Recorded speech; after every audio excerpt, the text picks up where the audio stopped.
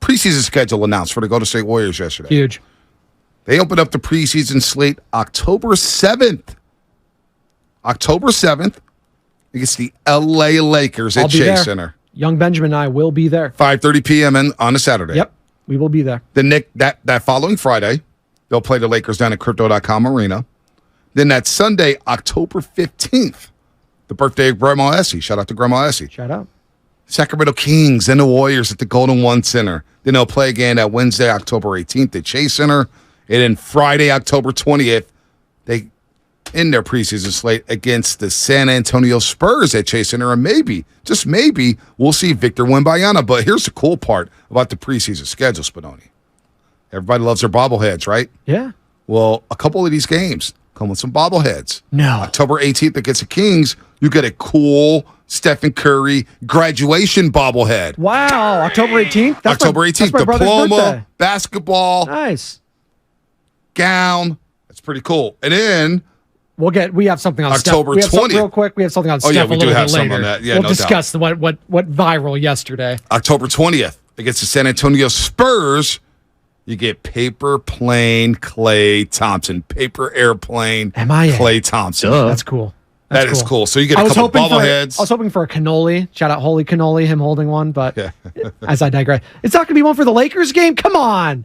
Taking young Benjamin over there. They can't make one for the Laker game. That's all right. We love what they do over at Chase Center. See, this is why I love the YouTube chat. And we got this or that coming up in 3.5 minutes before we get into the meat and potatoes of Adam Schefter and Steve Kerr Sound and Steph Curry. We got a lot going on here. We just stole an hour of the show without really talking about anything but the Giants and texting or calling. Thank you, Tyler Miller. He likes my shirt. Bonte's a FaceTimer. I am a FaceTimer now. I love me a good FaceTime. Pinoy Mamba. Bonte emails and then does a calendar invite. I haven't gotten that far yet. Do you reply all on the emails? No, the company ones? I have a hard time replying to emails. It's difficult. It is very difficult. Well, why just send a text? It's faster. James C. _ 1982. Bonte has his driver send an email for him. That would actually be cool. Bonte be FaceTiming with 2 top buttons of the shirt unbuttoned. We got to show the chains. Dude, come on. Got to show the ice. The flag. Come on. You got to show a little taco beef sometimes. I was doing that a little bit, too, with my Fila jackets, my Puma jacket, stuff like that. My tracksuits. Jay didn't think it was a good look. She didn't like that. With the crucifix hanging out. I did like that. Thank you. I thought I looked good. I like that. Clearly, it was not working for your boy at home, though. So, I'm still wearing it at the pregame show, 5 to 6, Monday through Friday, though. You ready for Chris Paul and the Golden State Warriors? I guess I got to be. Steve Kerr on NBA Today on ESPN yesterday. Steve Kerr, some thoughts on Chris Paul.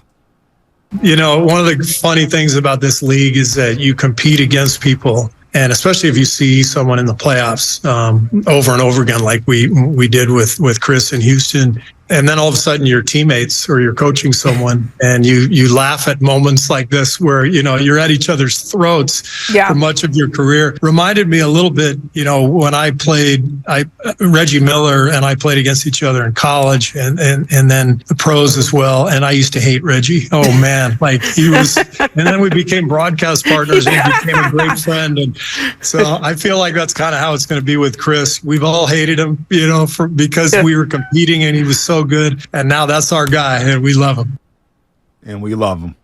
He's our guy, and we love him. How long will that love last, Bonte Hill? All I see in his caption is how he plans, and I'm guessing it's how he plans to use Chris Paul, so I'm going to play it anyway.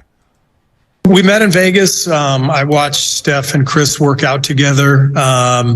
We've talked about our team. One of the things I told Chris was we have to be more controlled this year. Last year, we were number 29 in the league in turnovers. In other words, second worst in the league. But we had the fastest pace in the league. That's not a great combination. That's wild. And one of the things I love about Chris is that he controls games. So I told him we need his ability to control the game at key times for us. And he knows he's going to adapt to some of the stuff we do, especially when he's playing with Steph, throwing the ball ahead, playing with a little more pace. So I kind of like the idea of finding a better balance this year, and being more under control, but still being, really lethal offensively. And then, of course, what Chris does in pick and roll and his mid-range game, he always gives you a chance in every possession to get a good shot. And he's one of the great point guards of all time. So we're lucky to have him. Interesting, playing with Steph. Interesting. A lot of minutes with Steph. I want to pick that up after this or that. I see a lot of your texts here on the Xfinity Mobile text line, some funny ones to it. Bonte, at least we put rings on it. S from the 925. Thanks for that one. I know who you are, 925.